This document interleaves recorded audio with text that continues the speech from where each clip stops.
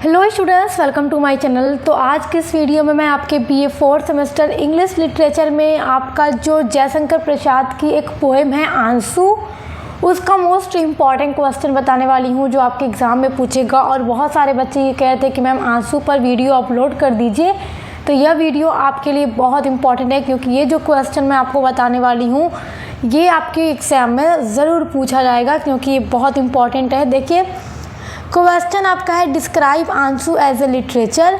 तो आपको आंसू को डिस्क्राइब करना होगा एज ए लिटरेचर, एक साहित्य के रूप में ये कैसी है।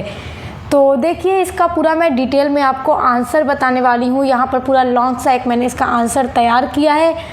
तो मैं आपसे ये भी कहूँगी कि देखिए, अगर आपके एग्ज़ाम में क्वेश्चन पूछ दे कि right a short note on आंसू बाय जयशंकर प्रसाद, यानी कि आंसू पर एक नोट लिखो जिसको लिखा है जयशंकर प्रसाद ने, तो भी आप कंफ्यूज मत होइएगा क्योंकि ये जो आंसर है यही आपका होगा।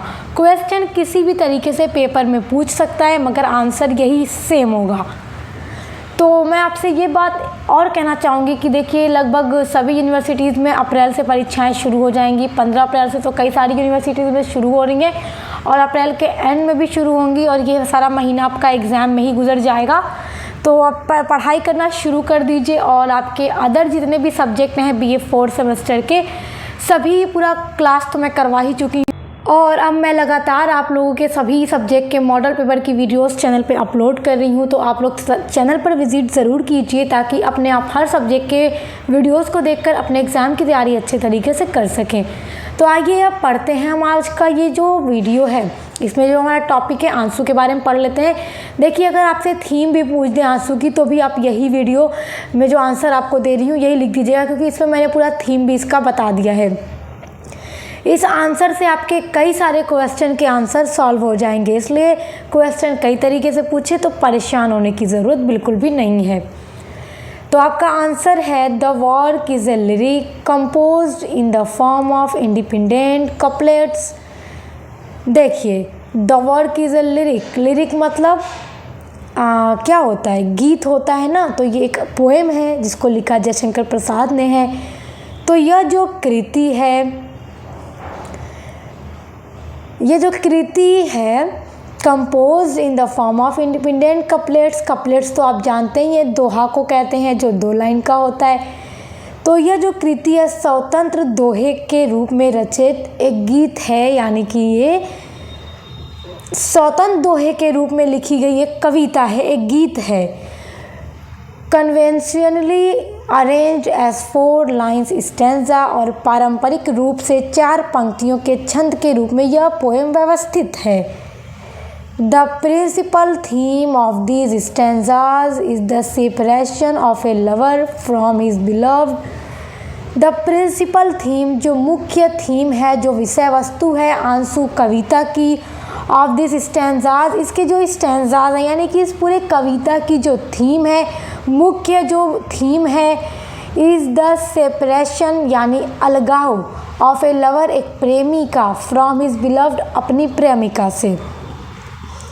यानी इस पोएम का पूरा थीम क्या है कि एक जो प्यार करने वाला लवर है, एक प्रेमी है, वो अपनी प्रेमिका से अलग हुआ है, यही पूरा थीम है इस पोएम का।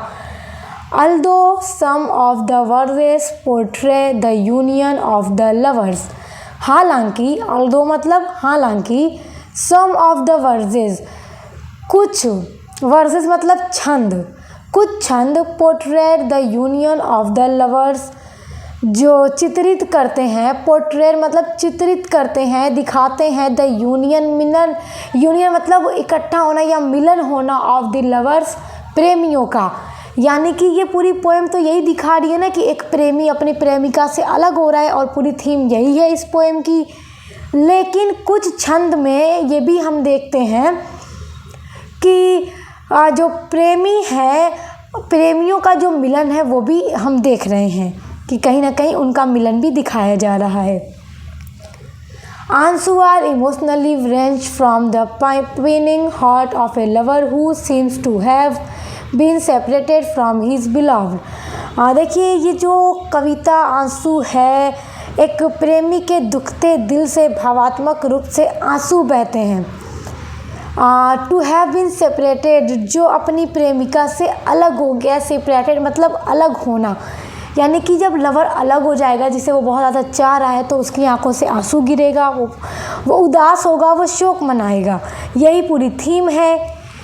ही समटाइम्स रिकलेक्ट्स, ही यानी वह जो प्रेमी है, समटाइम्स कभी कभी, रिकलेक्ट्स इकट्ठा करता है या सोचता है, विद प्लीज़र द डेज उन दिनों को, ही यूज़ टू स्पेंड जो उसने बिताए हैं, in the company of his beloved अपने प्रेमिका के साथ में।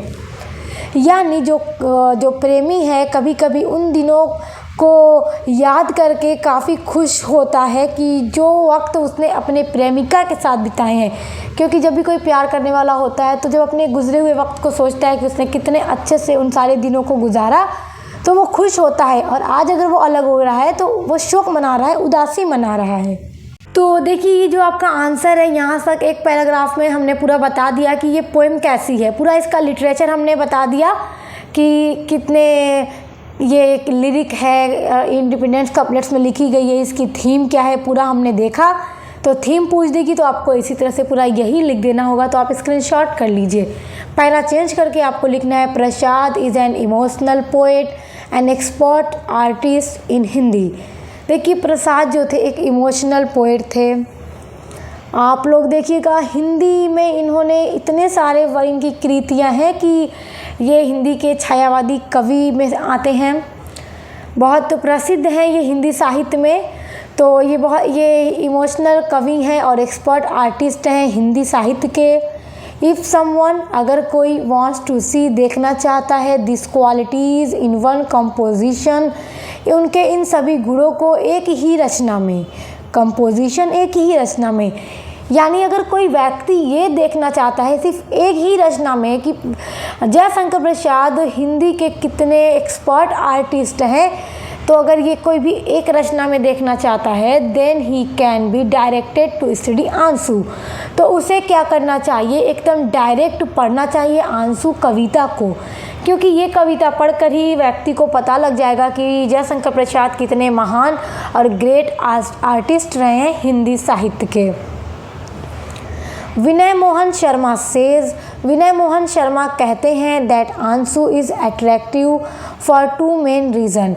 देखिए विनय मोहन शर्मा जो है इन्होंने बताया कि जो आंसू कविता है जिसको जयशंकर प्रसाद ने लिखा है वो इतनी अट्रैक्टिव कविता क्यों है।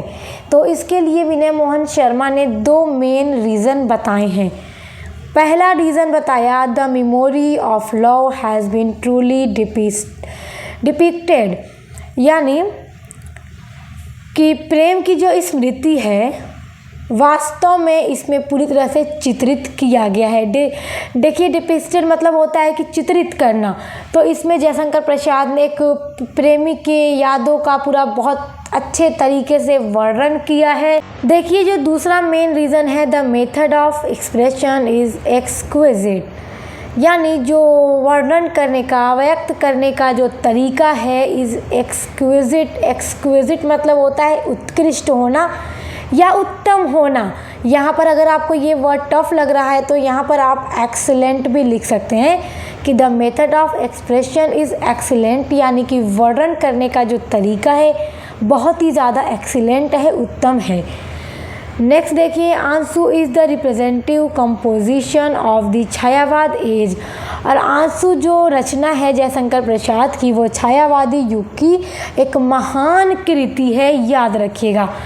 तो ये आप इसको नोट डाउन कर लीजिए, स्क्रीनशॉट कर लीजिए, क्योंकि देखिए आंसू इतनी इम्पॉर्टेंट है आपका कि यहाँ से क्वेश्चन ज़रूर आएगा। इसकी थीम पूछेगा तो भी यही आंसर लिखिएगा, और डिस्क्राइब आंसू एज ए लिटरेचर पूछे तो भी आप यही लिखिएगा, या फिर आपसे कह दे write a short note on Aansu तो भी आपका यही आंसर होगा। ठीक है, तो आपको उम्मीद करती हूँ ये बहुत अच्छे से समझ में आ गया होगा। उसके अलावा आपके सिलेबस में जितने भी प्लेज हैं और जितनी भी यूनिट्स हैं पूरी मैंने कंप्लीट करवा दी हैं। इंग्लिश लिटरेचर 4th सेमेस्टर की पूरी प्लेलिस्ट चैनल पर बनी हुई है, और अदर जितने भी सब्जेक्ट जो भी आप पढ़ रहे हैं उसकी भी वीडियोज़ लगातार चैनल पर आ रही है मॉडल पेपर की, तो आप विजिट करके ज़रूर देखिएगा। Best of luck. अब मिलते हैं नेक्स्ट वीडियो के साथ।